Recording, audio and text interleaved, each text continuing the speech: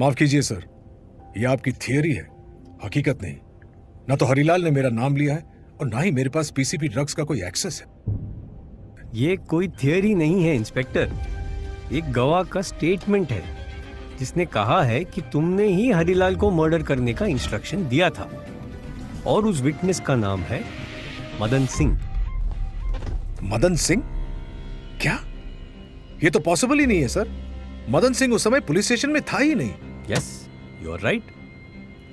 जब भी खून हुआ था तभी मदन सिंह पुलिस स्टेशन में नहीं था। मदन सिंह उस वारदात का कुछ समय पहले ही अपना दुकान बंद करके घर को चला गया था।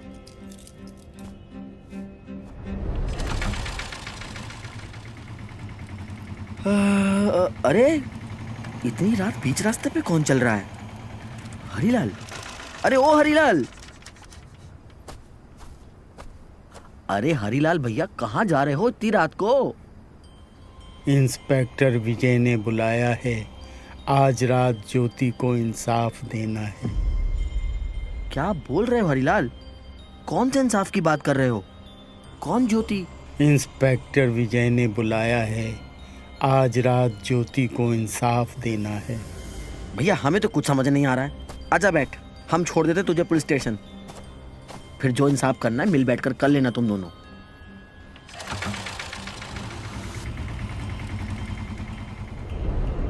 सर, लेकिन इससे कुछ साबित नहीं होता।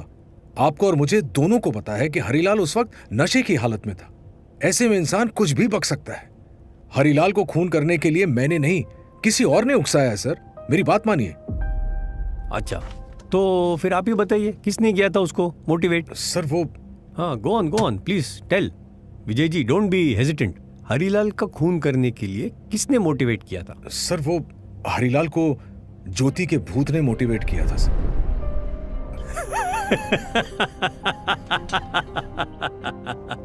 Oh, you are joking. Come on, Inspector Vijay. I am being friendly does not mean you can take liberties with me. क्या बकवास कर रहे हैं आप? Be serious. यही हरीलाल का स्टेटमेंट था सर। अच्छा, ओके। तो ठीक है इंस्पेक्टर विजय, वो ज्योति का भूत को अरेस्ट करके लाइए। हम उसका भी स्टेटमेंट रिकॉर्ड करेंगे। Go. That's a very good idea actually. Sorry. जय हिंद सर। Hello inspector Vijay, this is not a joke.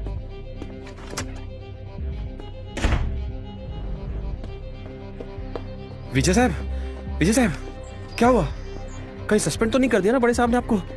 हाँ? नहीं साटे, इतनी जल्दी नहीं। चलो, हमें ज्योति पकड़ना है, भूत को। अब ये क्या बोल रहे हो साहब? तुम अभी तक नहीं समझे? आइडिया तो तुमने ही दिया था। आइडिया? अच्छा, वो विक्रम चंद को डराने के लिए जो एक्टर मंगवाई थी, वो वाला आइडिया? हाँ साटे, ऐसी ही कोई एक्टर मेरे पीछे लगाई गई थी ताकि मैं डर के ये केस छोड़ दूं। वो राहुल भी इस सब में शामिल था। उसी ने मुझे सबसे पहले डराने की कोशिश की थी।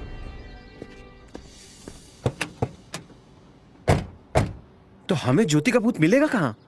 राहुल के पास? लेकिन वो तो फरार है। राहुल की कौन बात कर रहा है? मैं तो उसके बॉस की बात कर रहा हूं, यानी चंदन।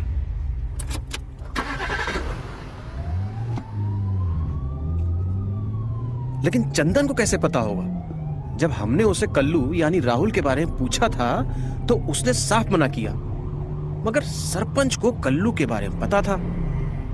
तुम शायद भूल गए साटे कि सरपंच के सागौन का बिजनेस चंदन के आने से पहले विनोद देखता था और विनोद के जाने के बाद फिर से चंदन। तो जाहिर है कि सरपंच का उस नक्सल एरिया में ज्यादा आना जाना नहीं होगा। फिर भी वो कल्लू को जानता था। कैसे? बताओ। शायद कल्लू का सरपंच के घर आना जाना होगा इसलिए। एग्जैक्टली। और आखिर एक मजदूर इतनी दूर से सरपंच के घर कैसे और क्यों आता होगा? पता नहीं साहब। चंदन को शराब पीने की आदत थी, जो उसने खुद हमें बताया था। सरपंच भी बोल रहे थे कि उस हालत में उसे कुछ समझ नहीं आता था। तो जाहिर है जो आदमी ऑफिस में देर रात शराब पीता होगा वो खुद तो गाड़ी चलाकर वापस आता नहीं होगा। क्या बारीक ऑब्जर्वेशन है साहब आपकी। मान गए। तो जरूर राहुल ही ड्राइवर बनकर चंदन को वापस छोड़ने आता था। पर एक मजदूर को कैसे पता कि गाड़ी कैसे चलानी है?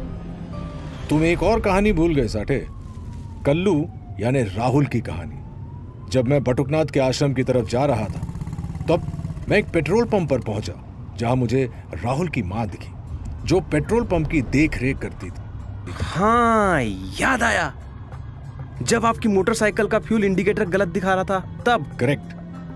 अब राहुल की मां दिखने में तो उस पेट्रोल पंप की मालकिन नहीं लग रही थी, तो जरूर वो वहां की देखभाल करने के लिए रखी गई होगी।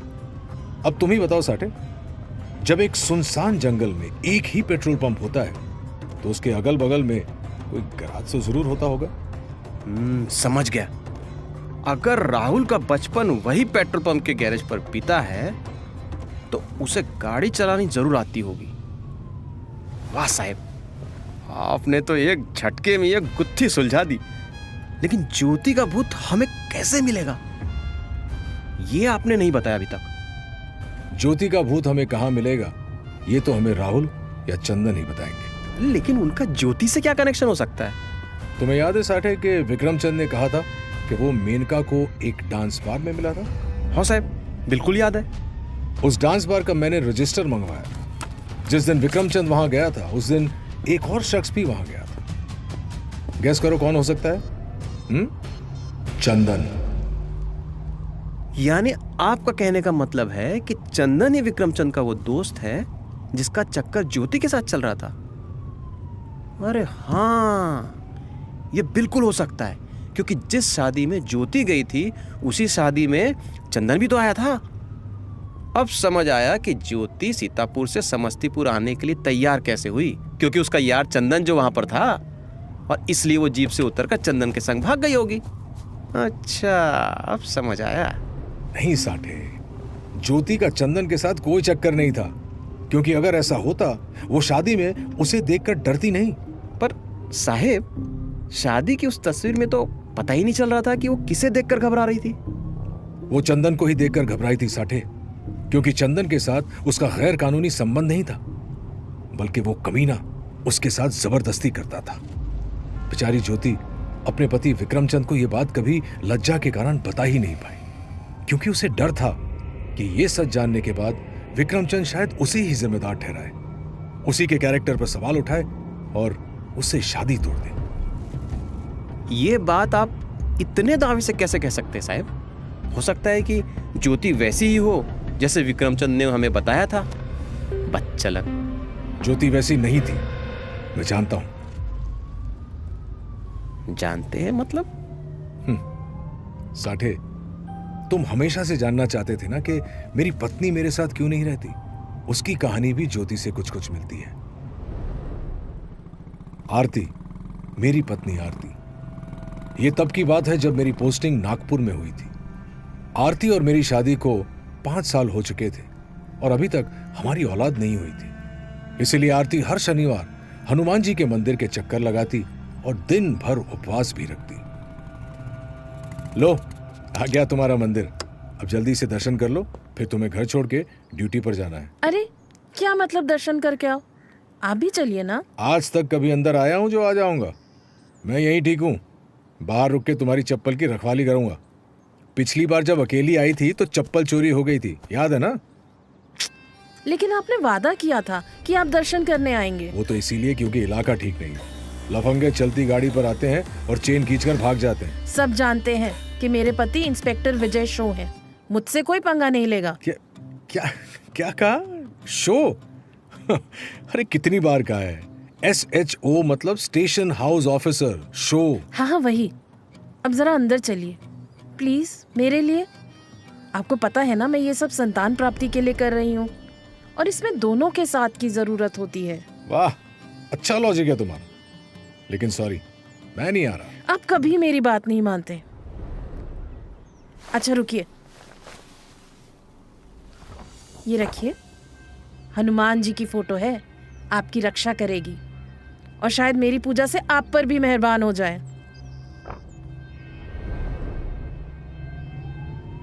साठे, वो जो तस्वीर माँ ने मुझे दी थी ना उस दिन, वो दरअसल आरती ने मुझे दी थी।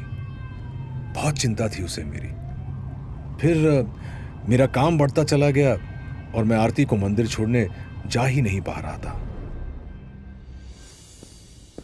अम्मा, आरती, मैं ड्यूटी पे जा रहा हूं। अरे इतनी जल्दी? मुझे मंदिर कौन छोड़ेगा? अरे अब क्या जरूरत है वहां तक जाने की? घर में भी तो बना लिया तुमने मंदिर। अरे भैया, भाभी को मैं छोड़ के आता हूँ ना मंदिर। तू क्यों जाएगा? तुझे कॉलेज नहीं जाना? अरे क्या रखा है उस बकवास के कॉलेज में भाई, एक ढंग की लड़की नहीं है वहाँ, इसीलिए तो ज्यादातर लड़के कॉलेज आते भी नहीं। कॉलेज पढ़ाई के लिए जाना होता है, समझा? ये बकवास करने के लिए नहीं। चल अब चुपचाप बैग उठा और लेक्चर अटेंड कर जा। अरे ठीक है, तो भाभी को मंदिर छोड़ के जाता हूँ कॉलेज। सुबह के लेक्चर वैसे भी कैंसिल हो रहे हैं। ठीक है। उस दिन से मेरी जगह मोहन ही आरती को मंदिर छोड़ने जाता और फिर वापस भी ले आता। लेकिन धीरे धीरे मोहन और आरती दोनों ही घर देर से लौटने लगे। इसी बात को लेकर मेरा मोहन से झगड़ा भी हुआ। एक दिन मैं दोपहर को खाना खाने घर आ गया।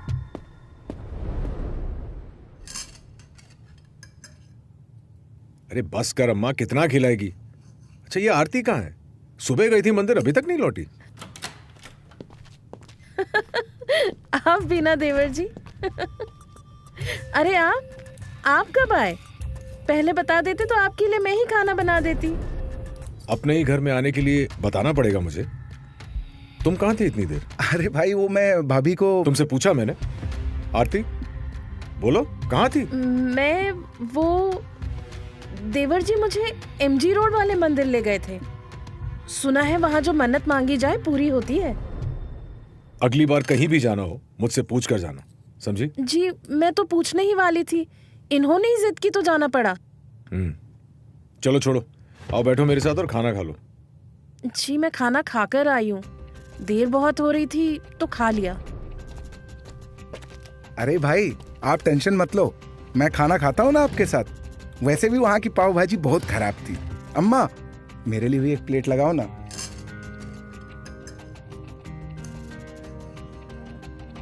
बहुत बढ़िया बना,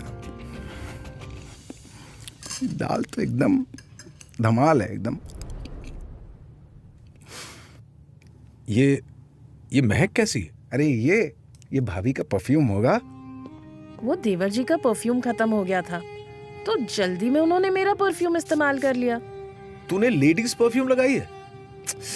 मोहन और आरती, तुमने भी वही परफ्यूम लगाया है? मैंने कहा है ना तुमसे, तुम्हारा परफ्यूम लगाना मुझे पसंद नहीं है। अरे क्या भाई, आप भी क्या क्लास ले रहे हो भाभी की? एक दिन लगा लिया तो उसमें क्या हुआ? भाभी आप जाके सो जाइए, इतनी धूप से आई हैं, थक गई होंगी आप। मोहन की बात सुनकर आरती ने मेरी इजाजत लेने के लिए एक पल मेरी आंखों में देखा और फिर अंदर चली गई। उसकी आंखों में इस बार जरा सी भी शर्मिंदगी नहीं थी। पहले तो वो मेरे भाव पढ़कर समझ जाती थी कि मैं उस पर गुस्सा हूं या नाराज हूं, लेकिन उस दिन उसकी आंखों में एक चमक थी। लगा कि जैसे कोई अब खड़ा है उसके साथ जो मेरे ताप से उसे बचा लेगा। धीरे धीरे आरती और मोहन की बढ़ती दोस्ती मुझे अंदर ही अंदर से खोखला करती गई। दोनों का यूं साथ टहलना, मोहन का कॉलेज न जाकर घर पर ही समय बिताना, इस वजह से कई बुरे ख्याल मेरे दिमाग में घर करने लगे। और फिर एक रात जब मैं ड्यूटी से लौटा,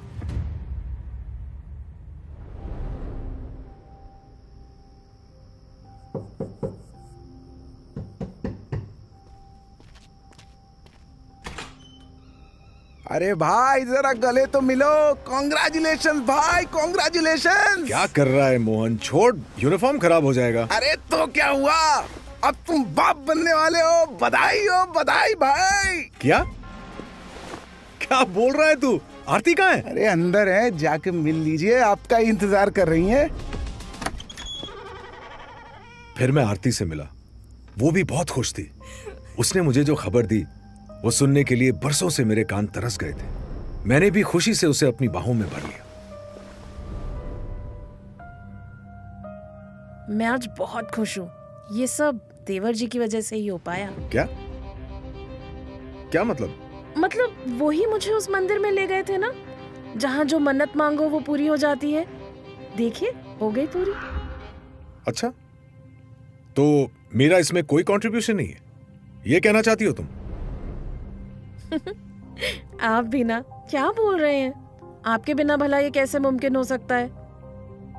आरती उस रात बहुत खुश थी, लेकिन शक की जो सुई मेरे अंदर घुस चुकी थी उसने मुझे सारी रात सोने नहीं दिया।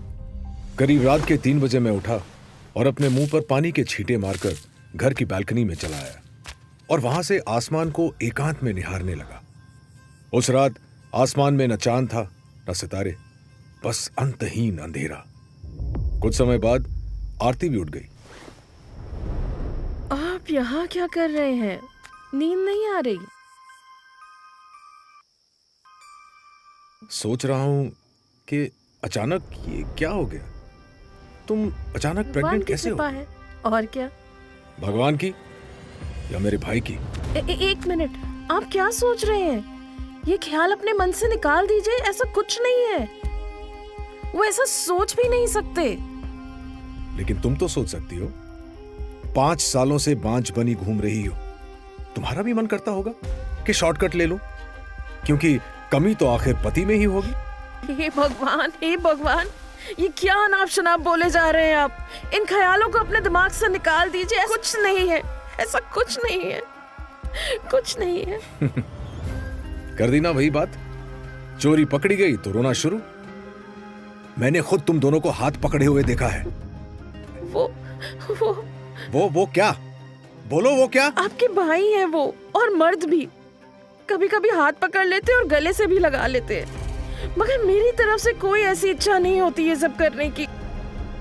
इच्छा नहीं होती मतलब? जबरदस्ती करता है वो तुम्हारे साथ? मुझे नहीं पता उन्हें क्या हो जाता है। शायद मर्द ऐसे ही होते हैं। तो मुझे बताया क्यों नहीं तुमने? उसकी गर्दन काट देता मैं।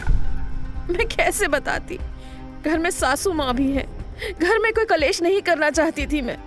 बड़ा ही सुखी संसार है हमारा। तो फिर उसकी इस घिनौनी हरकत का मजा लेना शुरू कर दिया तुम?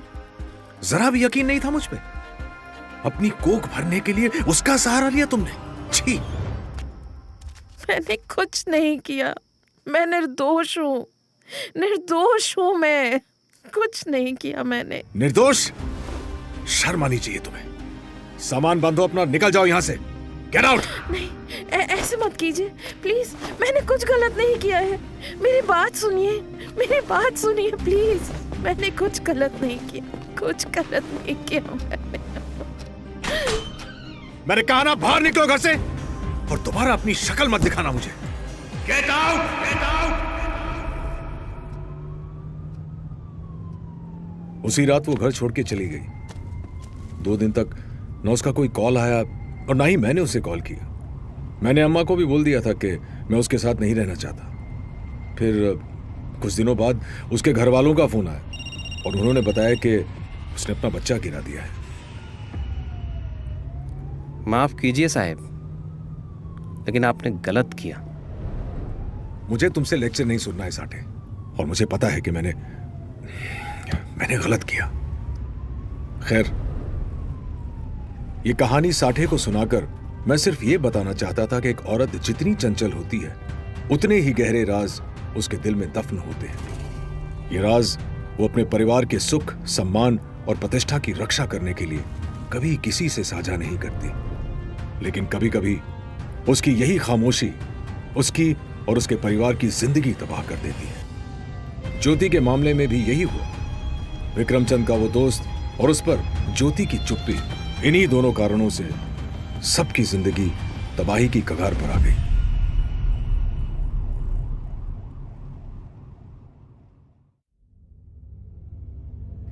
ये शो सिर्फ श्रोताओं के मनोरंजन के लिए है। इसके पात्र, घटनाएं काल्पनिक है